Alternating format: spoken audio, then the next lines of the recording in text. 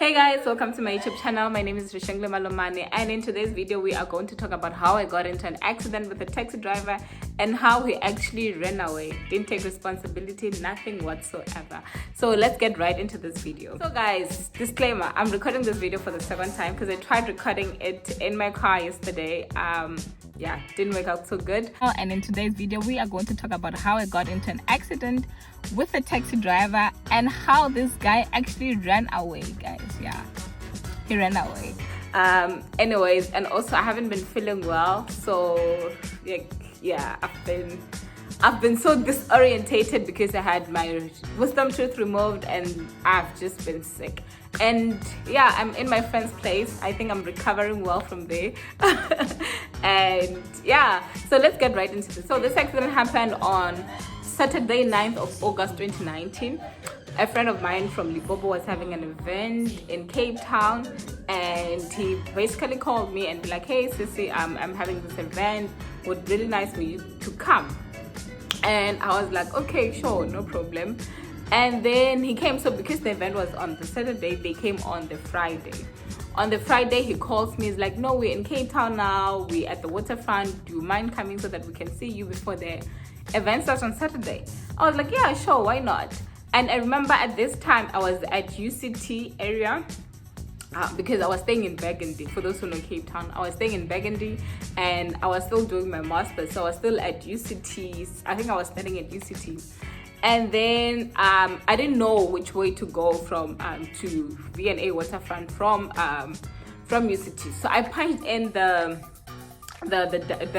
address in my GPS, and then I was driving. I think something happened along the way. I didn't follow the GPS correctly, and then I took the other turn. So when you are using the highway to go to V&A waterfront from Observatory, it's either you take the Cape Town route or you take the V&A waterfront route. And then I made a mistake. I went with the Cape Town. I saw that quickly because I looked up the borders, and then I saw that, oh my god, shucks. Oh, you guys said you want me without glasses. Okay, there we go. Yeah, so I took the Cape Town route and I looked up the borders and I realized, shucks, this is actually the wrong direction. Let me sway. So I swayed and I took the V&A route, which was the correct one. And then as I was swaying, I made a mistake and I hit the pavement. And then I continued driving, and as I was continuing to drive, I think that's the Holy Spirit that was like, Shungi, are you really going to continue driving even after realizing that you've actually hit a pavement? At that moment I stopped, and only to realize that I have a puncture. I'm telling you guys this because I feel like there is a correlation between the accident that I actually had on the Saturday and this. Like, why would something like this happen on the Saturday and then on the Friday, and then on the Saturday something else happens? But anyways, that's what happened. And then I remember at that time I called my mom. She advised me, she's like, just look for your nearest garage. Actually guys, I didn't know that. I didn't know what to do at that point. That's why I called my mother. I was panicking. My mom was so calm, and she was like, look for your nearest garage and they will be able to help you. I put on the hazard and I drove to my nearest garage. They put in the spare wheel for me, and after putting in the spare wheel, I was able to drive to V&A waterfront. So on this day I drove to V&A waterfront. That's how much I like things, guys. Even after the accident, I was there by waterfront, fine, with mingled, so my friends and all that. Okay, cool, I will see you again tomorrow. On Saturday, I woke up. So I was still staying in Bergen, like I said, and I was fetching my friend. A friend of mine was staying in Obs, so I was fetching my friend in Obs. So then I drove to Obs the next day, and then I got to Obs. They fixed my tire, the one that had a puncture, and then they put it back to its place, and then they put back my spare wheel back to its place. Fine. And then after that, I drove to Obs to fetch my friend. And then when I got to Obs, I was waiting for at Obs. Like, guys, that place, it's where most cars, like, where, you know, where, like, in some residents, like, there's a drop and go place, a pickup place, kind of place like that. So that's where I was parking, waiting for my friend. And then I remember I was looking in front. As I was looking in front, I saw the student who wanted to get into a taxi, and the student was running, and then there was a taxi that was coming behind me, like not literally behind but on the side of the road. So this taxi driver, because he was in a hurry to actually make sure that he gets the client faster, he actually turned faster, and as he was turning, he hit the front of my car and the whole place opened.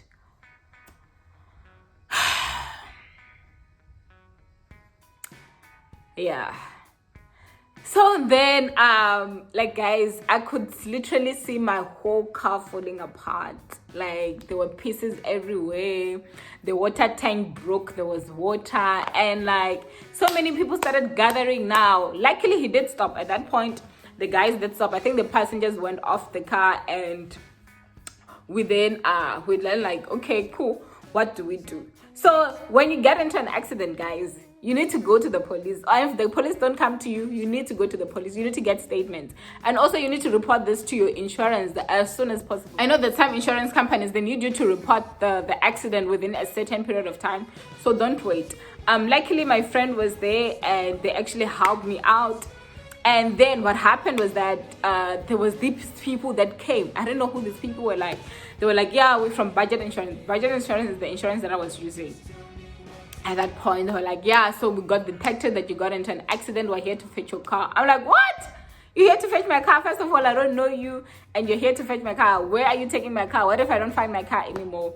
And at least like the people around there, they told me, no, this is how things happen these days, and nah, it's fine. I had to sign some documents there, and Budget Insurance actually called me the same day. They're like, okay, these people have your car is safe, nah. And yeah, that's what happened. And then we went to the guys, I'm gonna mix the chain of events here because I can't remember which happened when. And then we went to the police station. We got to the police station, we gave our details, we wrote, like, there's this whole form, guys. When you get into an accident, there's this whole form that you have to fill.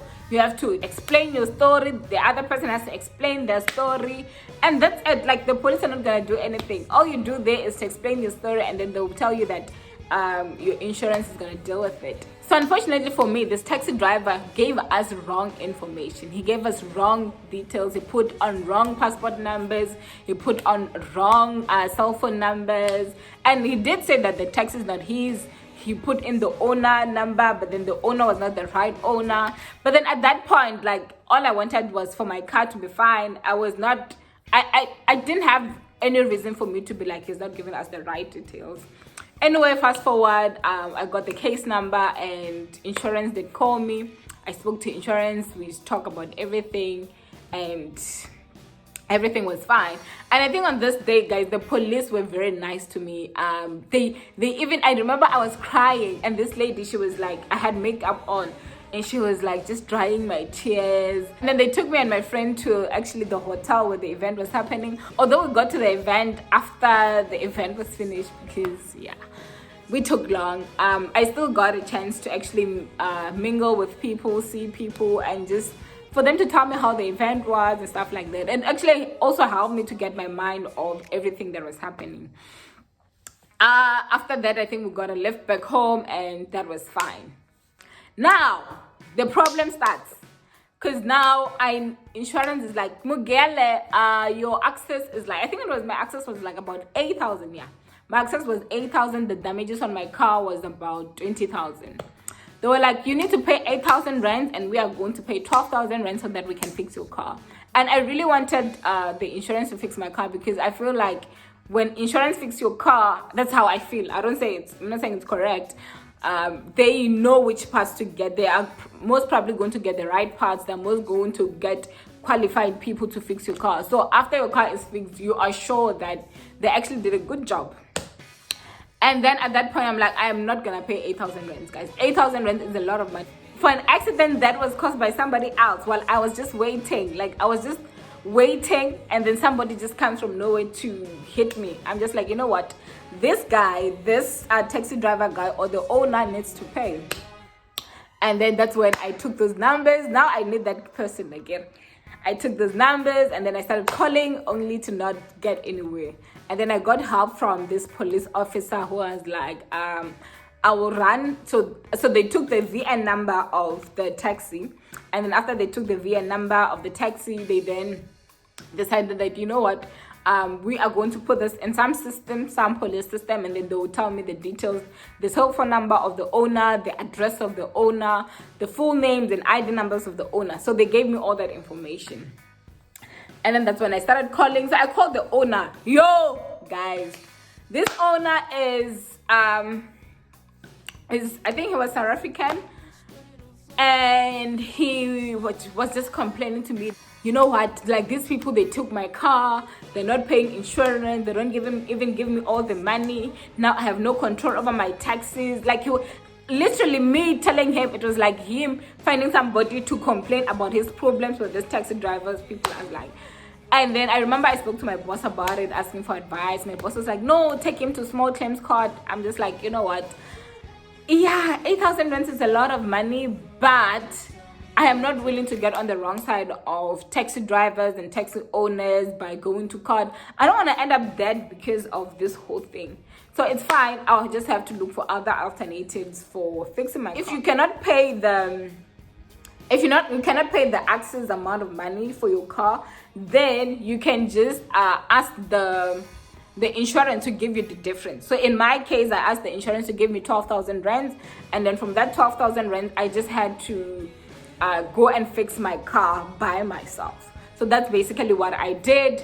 And I took my car to another dealer, and that dealer, I think he was a reliable guy that I got through a reference. Like, I prefer getting references from people, and he fixed my car. My car has been fine since then, and that's what happened. The unfortunate part about it is that during that whole week when my car was being fixed, I had to use an Uber to work. Fortunately, I was living only 5 minutes away from work, so I didn't spend a whole lot of money because of that. But I think it would have been nicer if I had like a courtesy car where I would use that to go to work and just getting around, basically. Another thing is that I didn't have to, because I was now worried that, okay, now I am demanding this money from insurance, and the insurance was very happy to give me the money. They didn't even give me hassles, guys, about giving me the money. They gave me the money, and I transferred the car, and the car was fixed fine. The only problem, there were two problems. The first problem that I thought was gonna be a problem was that, what about storage? My car had been with insurance for, I think, about 3 days. And I was afraid that they were going to charge me for storage because I'm not fixing my car with them. The second problem was that, how am I going to take my car from where the insurance had stored my car to the dealer that I'm now taking my car to? But then, unfortunately, they did not charge me for storage. And then with taking my car to the other dealer, they advised me that it's fine. I can actually get somebody to tow the car, like those big trucks that actually take the car to that place. Then they were like, that is actually gonna cost you about 1,000 rand, something like that. And then the person that was helping me from the insurance was like, no, actually your car is drivable. Like, all we need to do is just to put back the cover in front, and you just drive it really slowly, and you can actually take it to the dealer yourself. So at the end of the day, my car was not that bad, because I think it looked so bad because the cover was open and I could see everything. If I find pictures, I'm going to insert them somewhere. And I managed to drive the car, and then the car was fixed within a few days. And yeah, I've never been in an accident since then, and I don't think I ever will be. But that's my story time. That's what happened when I got into an accident. I hope you guys enjoyed this video. I hope you loved it, and I'll see you guys in my next video. Bye.